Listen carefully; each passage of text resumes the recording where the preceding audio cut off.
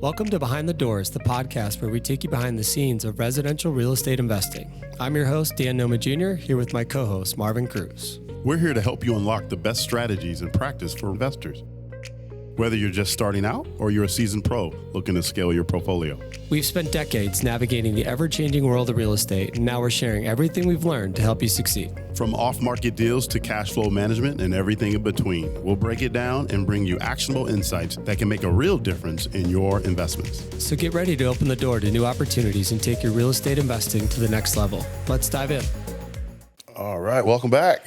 We're back, man. We're back, buddy. Good to see you. Back together again in the saddle. I think the last two episodes, I was gone for one, and then you had to film it, and then you were gone or something. And we had all kinds of we had a couple guest speakers. We both did our part solo. Yeah, and so today's episode, I'm very excited about. One, and I'll kick it off with this.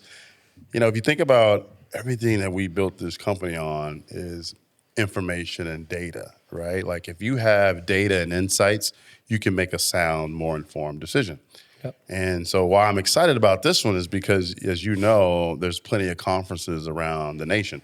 And one was just here in our backyard, which is, in Scottsdale. Yep. And the conference I'm talking about is IMN, which stands for Information Management Network, right? And so at these conferences, right, I just want to paint the scene for the audience here, is it's built around real estate, but you can walk around, meet with other vendors, hear phenomenal speakers, and get information. You can also get some management and some tools, but also it's awesome to network.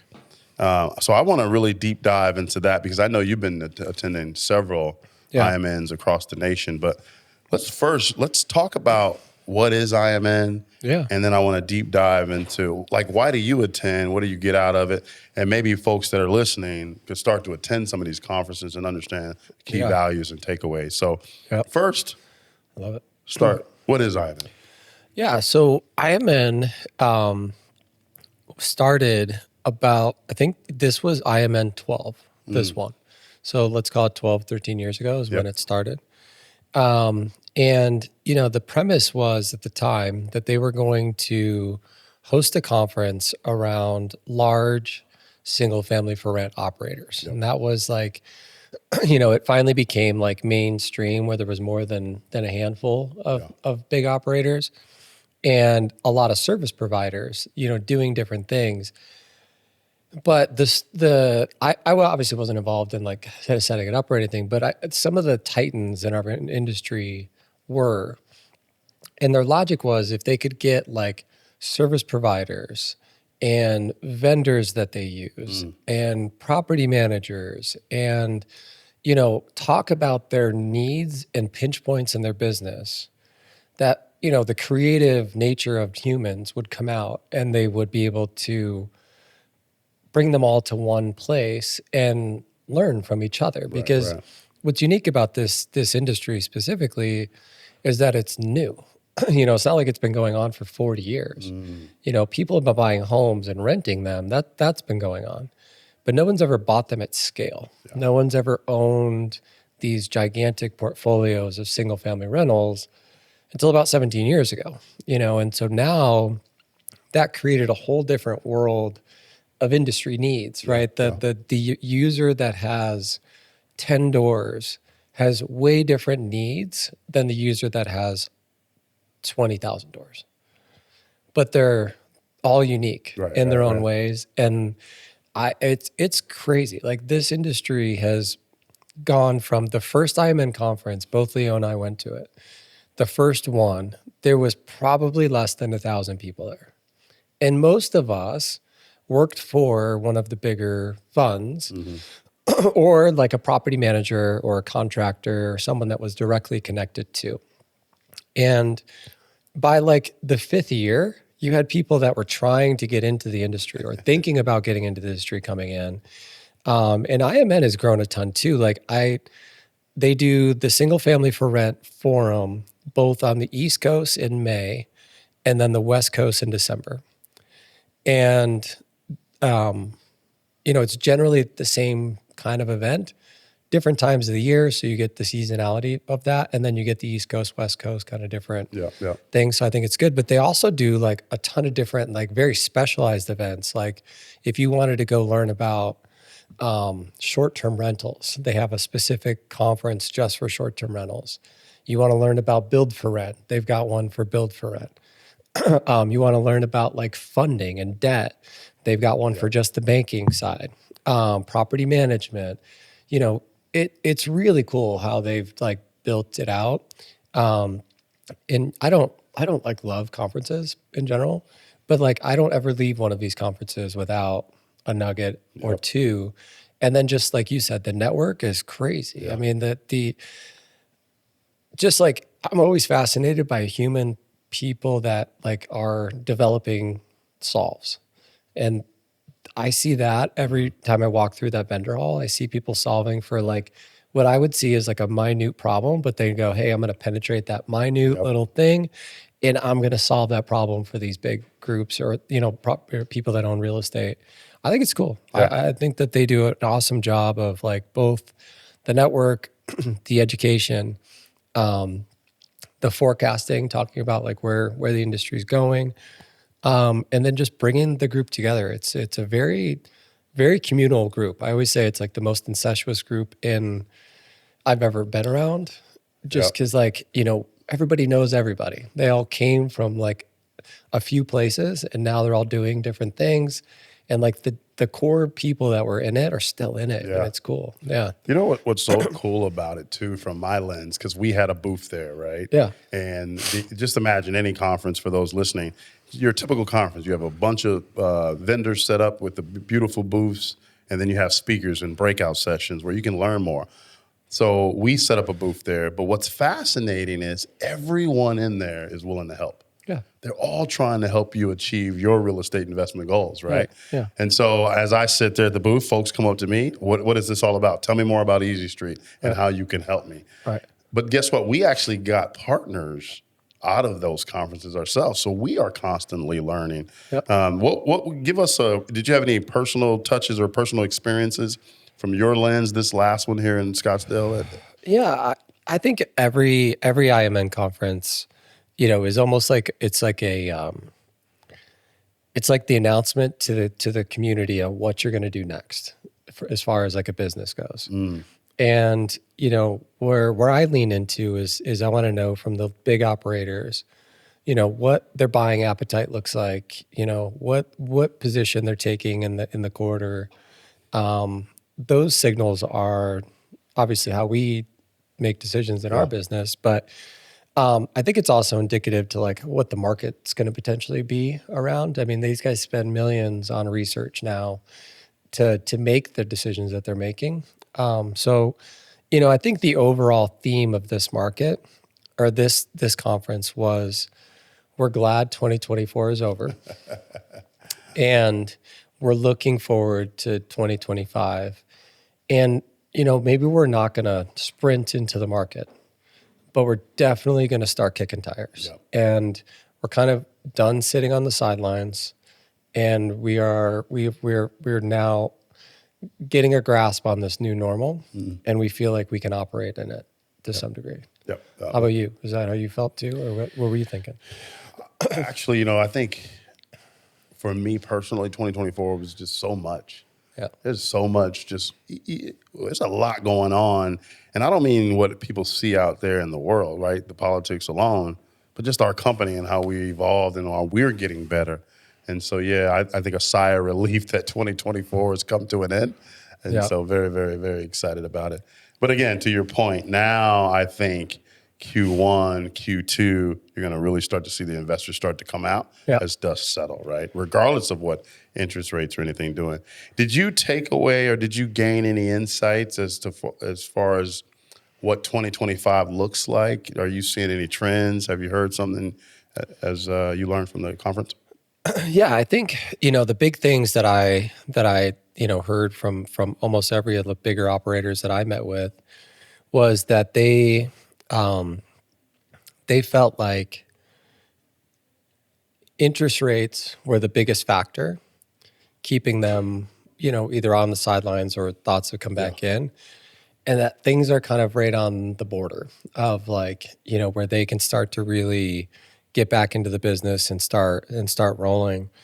The other thing that I thought was cool was that more of the big operators have taken this period of time, like that we haven't been buying that many, to really lean into technology and tools instead of people. This was a very human capital intensive industry for a long time because there wasn't any products to support it.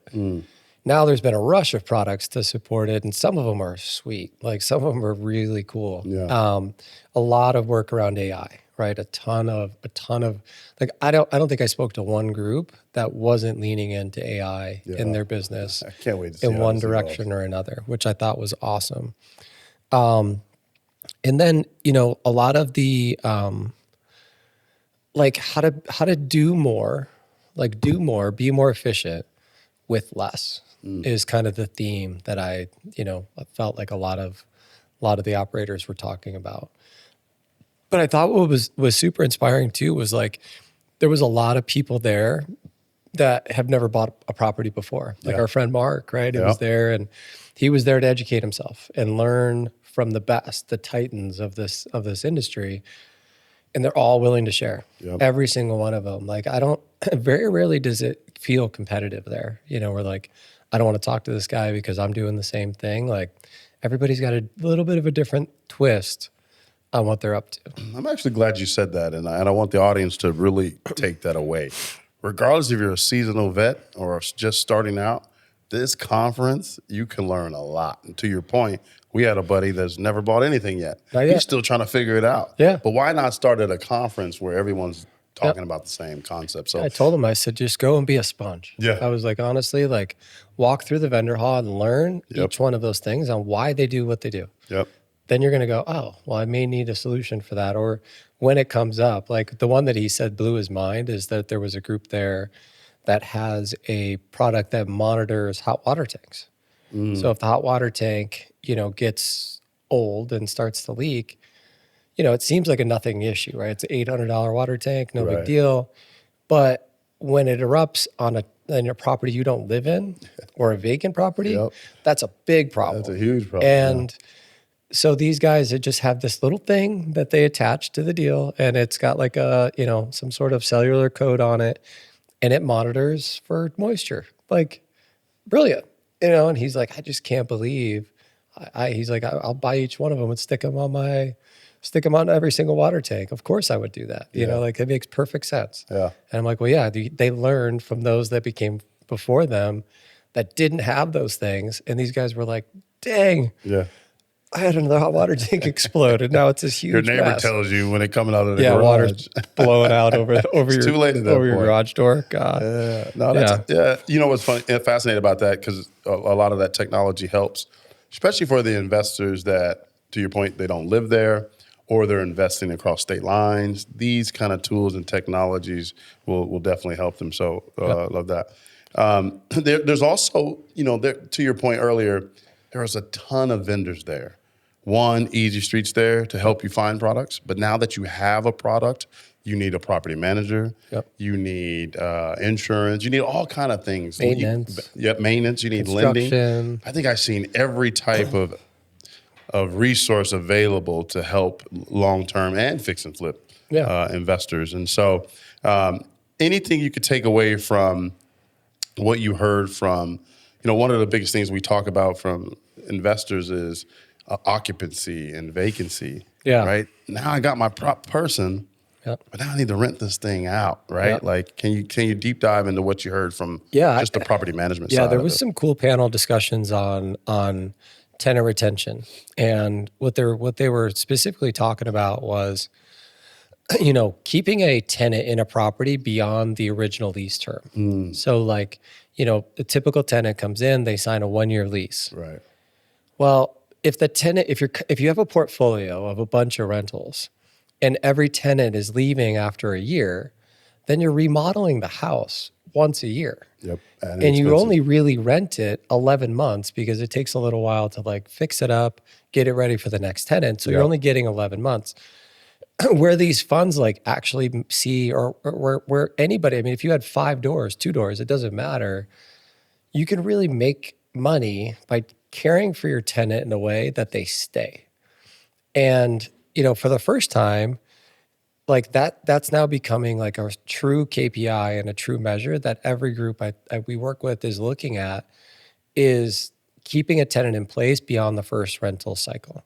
And how long can we keep them? You know, could I keep that tenant there for 3 years? You know, because you can keep a tenant and then increase rents. You don't have to keep the rent the same to keep the tenant. You know, I think the trick, and what I heard, you know, this week was like, the trick is really keep your tenant happy. Yeah, that's right. Keep that tenant satisfied. Treat them like you would want to be treated, and they will stay. Yep. You know, because people don't. You know anybody that likes to move? This is the worst. And matter of fact, don't even ask me to help you move, by the way. No, I don't. Just so you know. No, but like, you know, it's like, you know, the typical people that are renting these single family for rent properties, they are moving from like an apartment into a house, right? They're looking at an alternative from an apartment and they're going into this house. And now they've got a house, a yard, a pool in some cases, all of these things, a garage, like attached to their house, a laundry room, everything. And, you know, it's a different change for them. And, you know, they're there for a reason. And I think it's important that, you know, you treat them well, you know, because for a long time, it was just easy to find a lot of tenants. There was a lot of people that wanted this product. But now it's like less about that. It doesn't matter. Like the demand for the product's still there. But the fact that you'd have to turn it and, you know, be vacant for a month or two until you find a new tenant, and you got to spend the money to remodel it and all of that, like those costs are now way, way more sensitive than they've been in the past. And so it's like the game is keep your tenant in the house. You know what I mean? That's the game. Yeah. So, you know, for the new investors listening, I know you're thinking, well, I can hire a property manager. I can budget for repair and maintenance. That might be important your first 1 or 2 rentals that you have.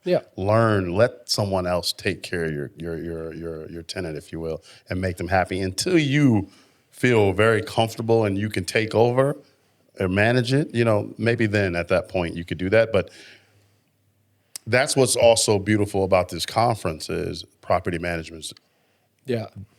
Companies are there, and they're there to help you, and they can help you make these decisions and help you. So I love that about it. You know, what else I love about this conference is all the fun part that comes with it too, and the moments that you can take away. And so for those that like to party, there's parties. There's plenty of food. So when we're talking about networking, there is plenty of networking. And ever since I've been at these conferences now, my favorite part is I see someone at the conference the next time, and I feel like I got a new friend every time. And I call everyone. I have conversations, but we had actually a special guest. Yeah, man. Yeah, you want to share with the audience who our special guest was? And when I say special guest, it was literally at our office. Right? So I want to paint the scene, and then I'll let you tell people who the special guest was. But when you go to these conferences, you'll get invited to parties. But you'll also get invited out to some amazing breakout sessions where you can learn and talk to some celebrities. That's right. And we actually had a celebrity. So you want to do the honors? Well, actually, I think we're the first ones to have actually brought in a celebrity. We're the first ones to have done this. I can't believe you pulled that off. Yeah, I mean, you know, we've been going for so long, like, you know, like day one, right? The first conference all the way to here. And like one of the things that I noticed is that the conference is great. The happy hours and the parties and all of that are great. But it's like the same thing every time. You know you're going to go to a party, and you know there's going to be free drinks, and you know there's going to be some food, and you're going to get an opportunity to rub elbows with everybody in our industry, and that's awesome. And so I just said, like, you know, to you guys as a leadership group, I was like, well, why don't we do something different? Like, what if we invited the conference is only 5 miles from our office. What if we invited like our most exclusive clients and we brought them to our office? So one, they get to like see where we operate. And two, we would host like this breakout session where we would offer them something that is almost unrelated to the conference, like unrelated to SFR, but would help them in their business. Yeah. And so the key was to find like an amazing leader. And, I just happened to have an amazing leader as a friend. And like when I asked him about it, didn't think that he would actually do it, but he did. And so Larry Fitzgerald, NFL legend, just yesterday inducted to the College Football Hall of Fame yesterday. That's it, right? And he's a one-time, like for sure, he's going to Canton in Yes, the he NFL is. Hall of Yep. Fame, no question. He came to our office and he spoke on leadership and teamwork. And, originally I wanted my wife to be the MC and like interview him because I actually wanted to listen and like Right. hear it, but she was busy. She had her own thing going on that night. And so I got to do it. I got to interview Larry Fitzgerald, but we did it just like this, Yeah. it was just like Yeah. a conversation. You saw it was, Yeah. I thought it was good and seemed to be well received by our customers, which was fun. It was absolutely amazing. But to your point, it was different, but all tied back. So he talked a lot about leadership. Some of my favorite takeaways his conversation was he shared, and if you know Larry, he doesn't open up too much, but that night he opened up. Yeah, a little he bit, actually yeah. gave us names of players that Yeah. inspired him. Right. And coaches. coaches and how they helped. And by the way, so many people, and I know a lot of people know this, but we inspire people different ways. Yeah. Some of us are rah-rah. He wasn't. He's the quiet guy. My favorite takeaway is he sits back and watches rookies Yeah. and then assess them and then go, all right, that's how I can help them. Right. He sees what they're not so good at and what he's good at and applies himself that way versus just being in their face. So a beautiful, beautiful session. But yeah, again, if you get a chance to come to one of the IMN sessions, you get a chance to network and maybe meet Larry Fitzgerald at some of the parties. So yeah, we gotta figure out who we're gonna have next year and how. Yeah, we raised the bar at this point. We raised the bar. We definitely raised the bar. We were the talk of the town for a couple days there, Yes, so we that was were. fun. You got to interview him. So you did the fireside chat. You got to ask him some good questions. Was there anything that really stuck that you took away from that conversation? Yeah, do you remember when he was talking about? I think I asked him a question about like how do you, as a leader, like where do you focus your time and effort, and like how do you manage all of that? Yeah. And he shared with us that his metric was like he would focus on the small things, and he had kind of like a saying to it. Do you remember what it was? Yeah, I don't remember verbatim, but I definitely know what you're talking about. And he alluded to, and if maybe we're talking about two different things, but he's been a long pro, but it was like late in his career, he had to remember to keep doing the little small things. Yeah, that's exactly Is that what what I'm you're talking talking about? about. Yeah. Yeah, I definitely remember that, yeah. Yeah. And it was just like, master the small things and then always continue to be the master of those things. And then, as new things are thrown at you, you're trying other stuff, like you've got this foundation. And, I think that brought me back to like, okay, well, we've sold thousands of homes. Yep. It's what we do is the same thing. We're just doing it a little bit differently now, right? Yep. But it's like those core elements of what we do still have to be there. Yep. And,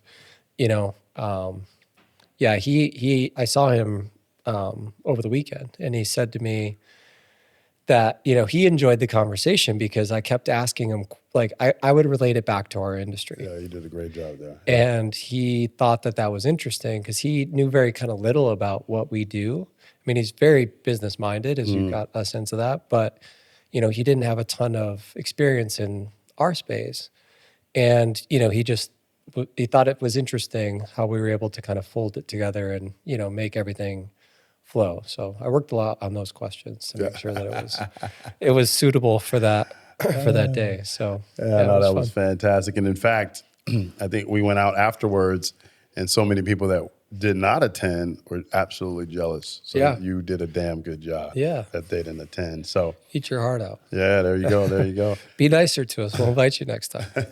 So my aunt used to always say, if you knew better, you would do better. Right. So the more you know, the more education you have, the better sound decisions you'll make. Right. you'll actually make less mistakes if you just take a moment, understand data, understand technology, understand how things work, or at least apply yourself to education. That's the best part about IMN, and I think that's why it matters so much, is you get a chance to sit down with industry leaders. By the way, there are some powerful people that attend these meetings. Oh, yeah. This isn't just, they're just sitting in their front line. No. No, these are like the leaders of the leaders. Yeah, these guys are writing legislation. Yeah. So, It's a big group, and I think like what's cool is there was sessions like in the last two that were how to grow from 1 to 100 doors, how to go from 2 flips a month to 20. So they were these guys that have done it were teaching people how to scale. And they don't get paid to do that. That's that's the other part that I thought is cool is like, there's not one paid speaker that goes there. Yeah. Every one of those speakers does it because they want to do it. Yep. Every single one of them. They don't pay to do it, nor are they doing it because they're getting paid. Yep. They are doing it because they want to do it. And then you have like titans of the industry that are there sharing it. They're not selling you anything. There's nothing to be sold. You know what I mean? Like that's the beauty of the whole thing. Tickets to the event are not cheap, so I think like if you don't have, like you got to sign up early if you want to go. And maybe we can include some links that they can find IMN on this too. But I think this one was like $1,700 or $1,800, like, so it's not cheap to go, but it's 3 solid days of like, if you do it right, you're going to get a master's degree in residential real estate investment from the titans. Like, I don't know how you can do that for $1,700 anywhere else. Like, it's cool. Maybe we should give a ticket away to one of our listeners. We should give That'd be a good idea, right? Yeah. Like if you're listening now, you listen to every episode. Yeah. Maybe we put you in for a raffle and you can come sit in the booth with me. Yeah. And we'll walk around together. Send us a note on it. If you want to be in on the raffle, send us a note and we'll bring you with us to Miami in May. Yeah. Miami, you hear that? Miami in May. Come with us. Yeah. So let's recap that. So you obviously, you're an investor, regardless if you're long-term, regardless if you're fix and flip, whatever your strategy is, regardless if you're a beginner or a seasoned vet pro, stay educated and stay up on trends and technology. IMN conferences, or any conference for that matter that pertaining to real estate, is a great way to stay up on what's happening, right? And they're in multiple locations. So this one just happened to be in Scottsdale. The one you just talked about is in Miami. Where are there some locations that we have? I know San Diego, Austin, San Antonio I saw this year. I think they've had a couple in Florida this year. Different use cases. The 2 big ones are SFR East and SFR West. Those are the 2 like, cornerstone conferences that they have, and the rest of them are the smaller breakouts. And I've heard that they're great. Like, then you went to the short-term one in Austin. Yeah, Austin. Yeah. And different vibe at that, different than this one, but all good. Yeah, I think, I don't know, just for me, like when I'm looking at educating myself, as long as like this, it's not a sales pitch, I'm in. Like, as long as like, that's the thing, is if someone's trying to sell me something from the stage, or I'm going to get a sales pitch at the end of it, those ones I kind of struggle with a little bit, because then their motivation is different. Like they're trying to like change the way you think so that they can sell you something, which is cool. Like I get it, but the beauty of this one is it's just not that. It is all about education. It is all about sharing and networking, and they're super strict on that rule that there isn't somebody pitching something from stage. You hear something like, like Leo got up and spoke and he was talking about, the nature of like how to acquire assets. And, of course he's wearing a Easy Street Offers shirt and everybody knows that he's the COO of Easy Street Offers, in the guide and the thing. And he had people come up to him afterwards that they wanted to know more. They wanted to ask him questions. He directed them back to, the booth and stuff, but that's what's cool about it. I mean, if you hear it and you want to know more, great. Yeah, like that guy obviously knows what he's talking about. I want to know more about that. Go figure that out, So no sales pitch, which is huge. 100%. And so, if listeners are out there, you can find the IMN in your area, or they're all in amazing cities. But I do want to offer another thing. Let's say you cannot attend. give us a call at Easy Street Offers, to your point, because we go to this conference actually to learn more so we can pass on that education as well, right? Like I know our platform is designed to give you more data and help you with your strategy, but the reason we partner with property managers is so we can pass that on to you. So we at Easy Street Offers can also help you. If you can attend, give us a call. We can help you further educate on real estate investment. So love it, man. Yeah, I definitely encourage you to attend. But yeah, I'm excited for this giveaway. This is gonna be fun. Busy week, but it was a good week. Yes, it was. Yes, it was. Thanks for tuning in to another episode of Behind the Doors. We hope you found today's insights valuable for your real estate investing journey. Remember, real estate success doesn't happen overnight, but with the right tools and strategies, you can build long-term wealth and create passive income. If you enjoyed the show, be sure to subscribe, leave us a review, and share it with others who are passionate about real estate investing. Don't forget to follow us on social media for more tips and exclusive content. Until next time, keep unlocking new opportunities, and we'll see you on the next episode of Behind the Doors.